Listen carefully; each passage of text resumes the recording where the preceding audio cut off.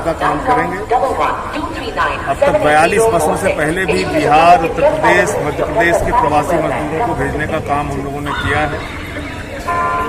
ये जो प्रवासी मजदूर हैं, जो इनका परिवार है, यही वास्तव में इस राष्ट्र के सच्चे निर्माता हैं। लेकिन दुर्भाग्य से इनको बिल्कुल अंतिम पायदान पर रखा गया और इस पूरे लॉकडाउन के दौरान जबरदस्त अनदेखी इनकी की गई। सरकार से जो मदद इनको मिलनी चाहिए थी, जिस तरह से इनको सही समय पर ट्रेनों से पहुंचाना चाहिए था, वो नहीं किया गया और जिसके कारण प्रवासी मजदूरों को अपार कष्ट उठाना पड़ा। उनके पांव में छाले पड़ गए, उनके मासूम बच्चे मां की अटैची पे सोते हुए रास्ते का सफर काटे, दुर्घटना का शिकार हुए, उनकी जान गई। और मैं समझता हूं उन सबको सच्ची श्रद्धांजलि ये होगी जिन प्रवासी मजदूरों ने लॉकडाउन के दौरान या श्रमिक ट्रेनों में अपनी जान गंवाई है। उनको सच्ची श्रद्धांजलि यही होगी कि इस मुश्किल की घड़ी में हम सब लोग एकजुट होकर इनके साथ खड़े हों, इनकी मदद करें और जो भी इनकी आवश्यकता है, रोजगार से संबंधी, घर पहुंचाने से संबंधी, या फिर जो स्टूडेंट्स हैं उनकी जो प्रॉब्लम है, जो बाहर रह रहे हैं, उसमें हम उनकी क्या मदद कर सकते हैं, हम सबको उसके लिए काम करना चाहिए, उसमें उनका सहयोग करना चाहिए। शुरुआत में तो आप लोगों पे भी आरोप लगा कि आप लोगों ने बस लगवा दिया इन लोगों के लिए और बॉर्डर पे छोड़ दिया।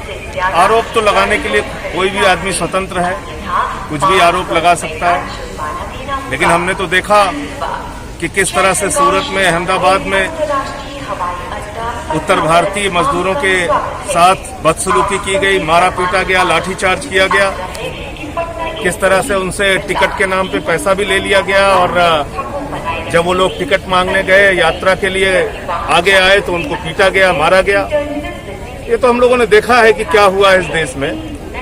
आरोप कोई क्या लगाता है, सच्चाई क्या है वो लोग जानते हैं। सर, हजारों मजदूरों में ये 200 मजदूरों का चुनाव कैसे हुआ सर? हजारों मजदूरों में जो लोग हमारे संपर्क में आए, उनमें से 42 बसों से इसके पहले भी लगभग 1200-1300 मजदूरों को हम लोगों ने भेजा। जो बचे रह गए थे उनको फ्लाइट के माध्यम से अभी भेज रहे हैं और आगे भी जो बचे रहेंगे उनको बस से भेजने की व्यवस्था करेंगे। तो ऐसा नहीं है कि एक दिन में ये 200 खाली मजदूरों का नाम आया, बल्कि ये काफी दिनों से हम लोग प्रयास करके बसों के माध्यम से प्रवासी मजदूरों को भेज रहे थे और ये जो नाम बचे थे इनको फ्लाइट से भेजने का काम। आगे भी सर फ्लाइट से आने का सिलसिला जारी रहेगा सर? जो बच्चे हुए जो जिस चीज से भी, देखिए, ये जो आज 180 प्रवासी मजदूर जो फ्लाइट से आ पाए हैं, ये दूसरे साथियों के सहयोग से हुआ। मैंने तो अपने सांसद की यात्रा का जो 34 फ्लाइट मिलती है उसी को मात्र प्रयोग किया था, लेकिन उसके बाद बहुत सारे लोगों ने सहयोग किया, स्वयंसेवी संस्थाओं ने, कुछ लोगों ने, और उसके बाद ये 180 मजदूरों के लिए विशेष चार्टर विमान हम लोग कर पाए और ये लोग आ पाए। आगे भी जैसे जो सहयोग मिलता जाएगा इनको। सर फिर से एक सवाल, बिहार विधानसभा का चुनाव इस बार आप पार्टी लड़ेगी कि नहीं? अब आज चुनाव की कोई बात नहीं करूंगा, इस समय सिर्फ प्रवासी मजदूरों के बारे में चर्चा करूंगा। मैं चाहूंगा हमारे लेकिन यहाँ जो सत्ता पक्ष में बैठे हुए लोग हैं वो तो कह रहे हैं कि आम आदमी पार्टी जो है कहीं न कहीं राजनीति कर रही है मजदूरों को लाकर। मैं उन लोगों से हाथ जोड़ के निवेदन करूंगा, यही राजनीति वो लोग भी करें। अगर हम लोग राजनीति कर रहे हैं तो मैं उन लोगों से हाथ जोड़ के विनती करूंगा, प्रार्थना करूंगा कि कृपा करके यही राजनीति वो लोग करें। पूरे बिहार में सरकार कह रही है कि पूरा व्यवस्था हमने किया है, इतनी ट्रेनें चलाई है, क्वारंटाइन सेंटर खोला है, सभी मजदूरों को। ये लोग कौन है? ये लोग कौन है जो आ रहे हैं? आप बताइए। रेलवे की प्रतिदिन 2 करोड़ 30 लाख यात्रियों को एक छोर से दूसरे छोर तक पहुंचाने की क्षमता है। अभी तक कुल 57 लाख मजदूर इतने महीनों में पहुंचाए गए। काफी लंबा समय लगा दिया और उसमें उनकी जान चली गई, उनका जीवन संकट में आ गया।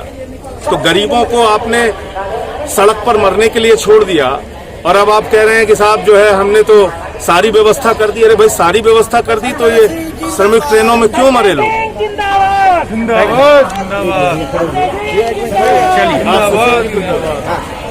मैं एक तो संजय भैया का दिल से धन्यवाद दूंगा प्रदेश अध्यक्ष होने के नाते कि पूरे बिहार में 40 सांसद और 16 राज्यसभा के सांसद है और उनकी सत्ता चल रही है केंद्र में और राज्य में भी, लेकिन उन लोगों ने एक बार भी पहल नहीं किया।